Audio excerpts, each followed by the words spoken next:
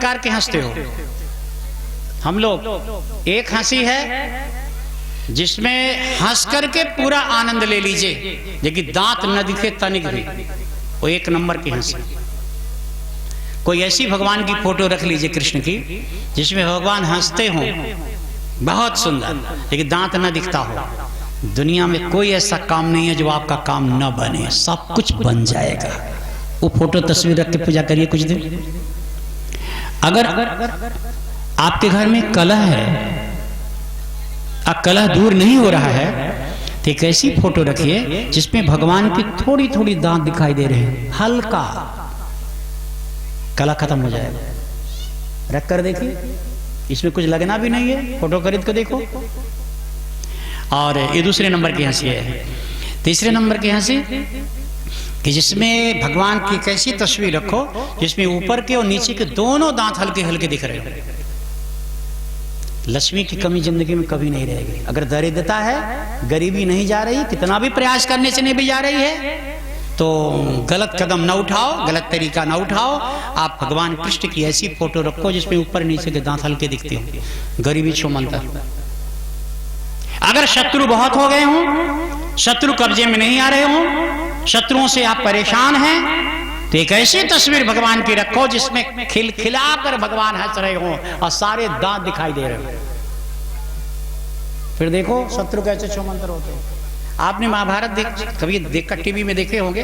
अब टीवी में क्या दिखाए तो मैं नहीं कह सकता, लेकिन भागवत में जो 10वें स्कंद में, माने 6वें दिन की कथा में, 6वें दिन की कथा में महाभारत का थोड़ा प्रसंग आता है।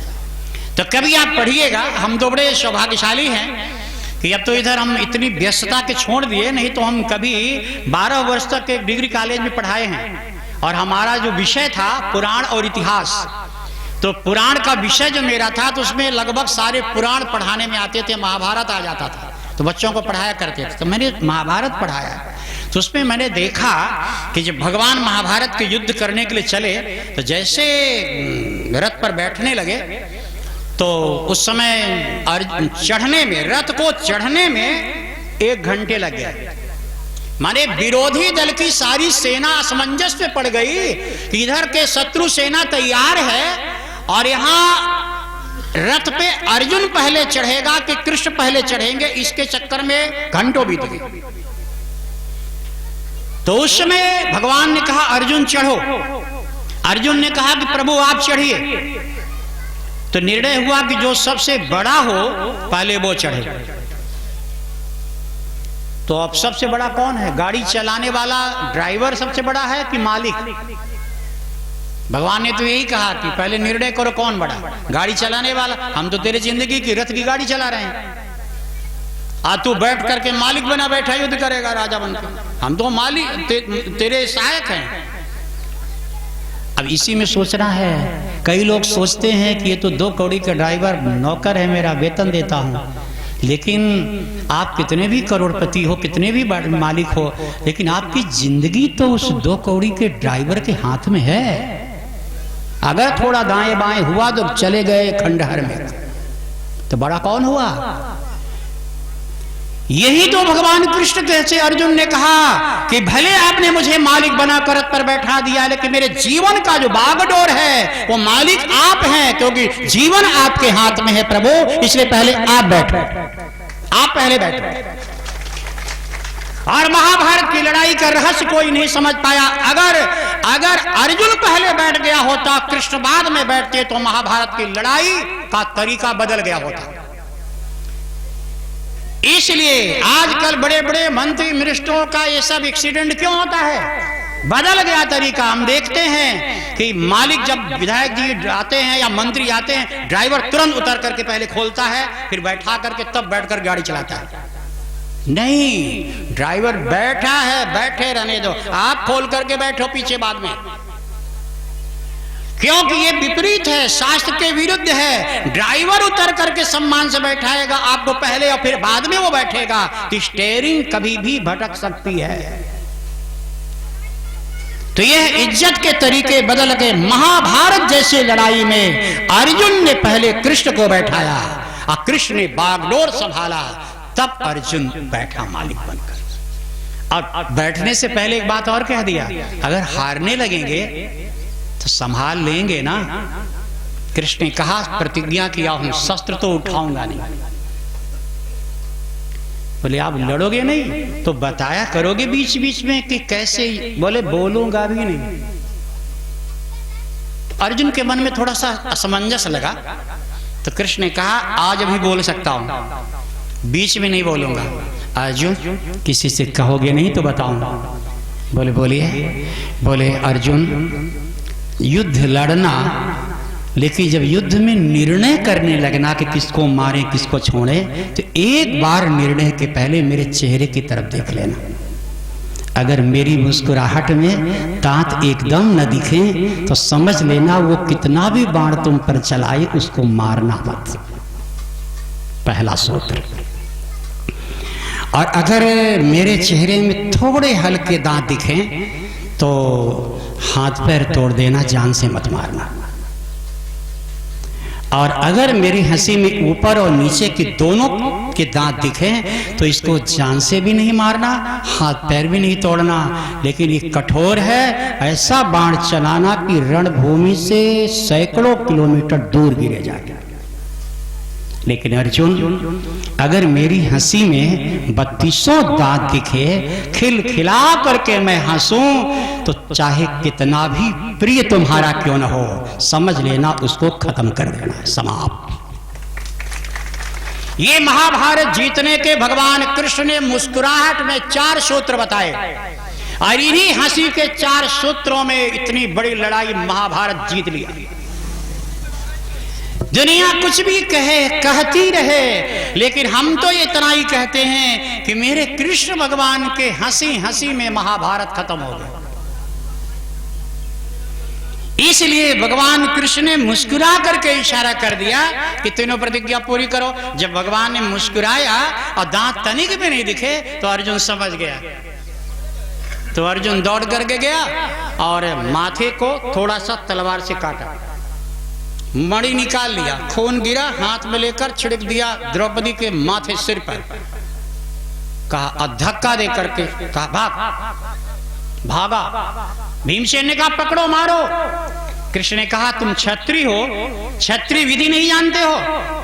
एक सम्मानित व्यक्ति जो समाज में है, सम्मानित व्यक्ति का भरी दरबार में अपमान कर देना ही वध है।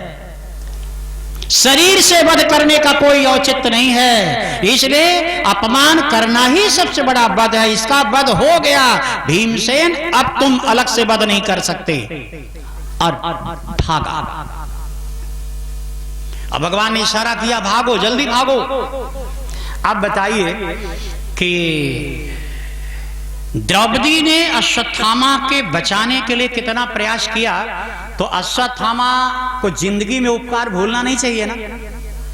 जहां जान से मारने की बात थी वहां केवल मस्तक काट करके छोड़ दिया, तो जिंदगी भर उपकार मानना चाहिए ना। लेकिन अश्वत्थामा ने क्या किया? अश्वत्थामा ने किया क्या? अंत में कथा बदली, बच्चों के संस्कार हो गए। एक अच्छी खबर मिली, सारा कौरव वंश पांडव वंश का चिराग तो लगभग खत्म हो चुका है, लेकिन एक अच्छी खबर मिली कि अभिमन्यु तो महाभारत में मर चुका है, उसकी पत्नी उत्तरा के गर्भ में एक बच्चा छोड़ गया है। अच्छी खबर मिली, चिराग अभी जीवित है और सारी खुशियों में बदल गया। पूरा महाभारत का एकला खुशियों में बदल गया। लेकिन जिस अश्वत्थामा को द्रौपदी ने 5-5 बच्चों के मरने के बाद भी छोड़वा दिया, दया करके उस अश्वत्थामा ने उत्तरा के गर्भ में पल रहे उस बच्चे पर भी दोबारा ब्रह्मास्त्र चलाया। और अगर भागवत जी की बात कहें तो ये कह दीजिए कि ब्रह्मास्त्र के चलते ही उत्तरा का बेटा मर गया।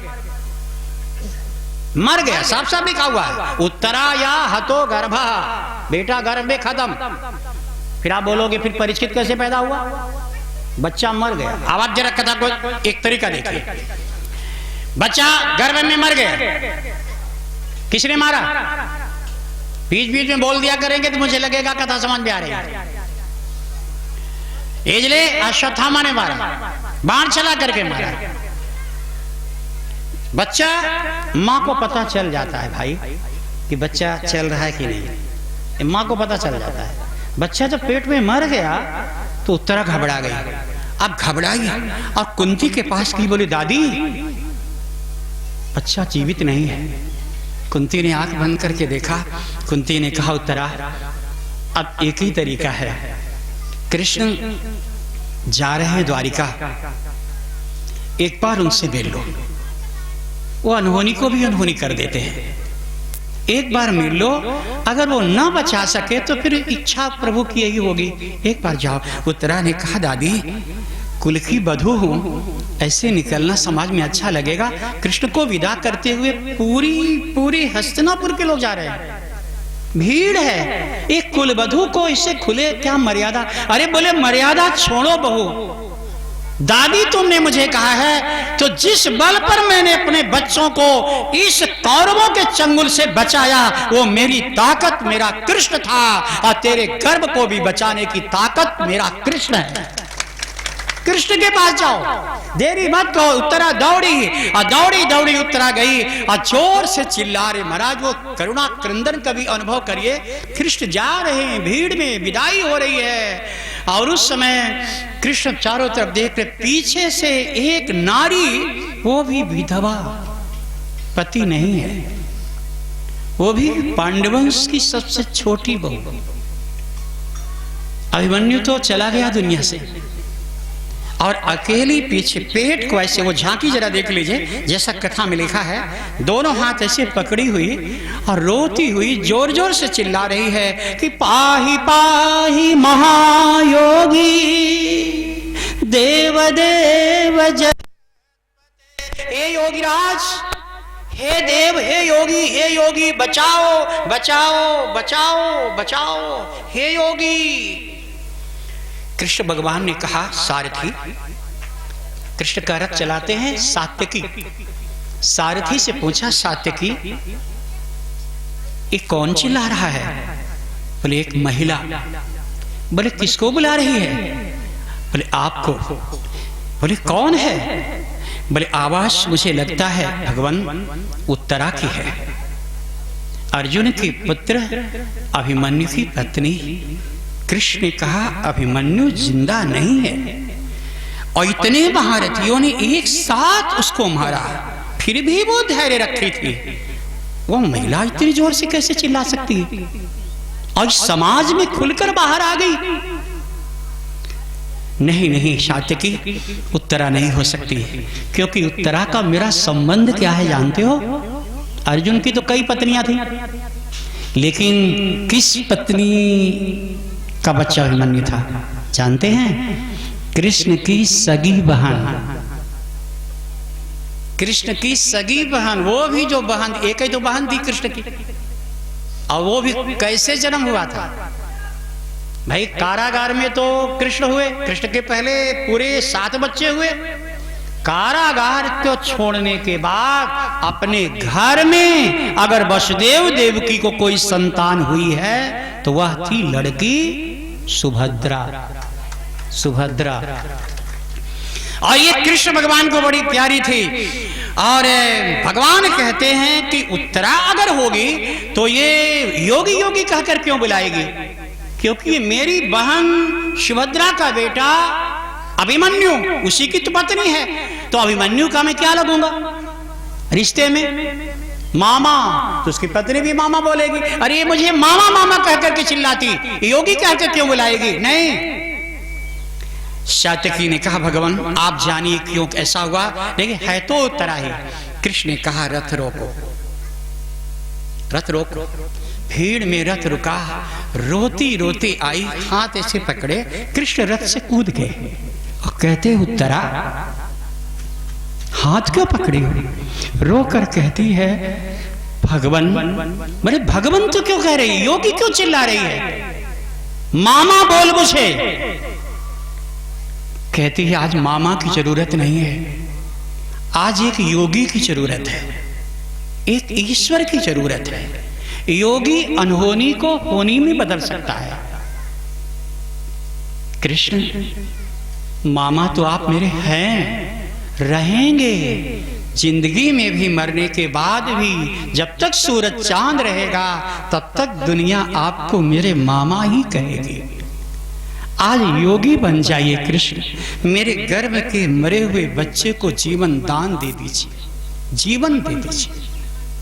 इतना कहकर पेट पकड़कर रोने लगी कृष्ण की तरह। यत्र मृत्यु परस्परम। और आप योगी हैं, अगर किसी की मौत निश्चित ही हो तो हे द्वारकानाथ, अगर इसका मरना निश्चित ही हो तो जन्म दे दीजिए, और जन्म देने के बाद इसकी जगह मेरी मृत्यु दे दीजिए कृष्ण, इसको मेरी दादी कुंती पाल लेगी। कृष्ण स्वयं बेचैन हो गए। कृष्ण भगवान ने कहा चिंता नहीं करो। आंख बंद किया, आंख बंद करके देखा कि बच्चे पर ब्रह्मास्त्र चलाया अश्वत्थामा ने।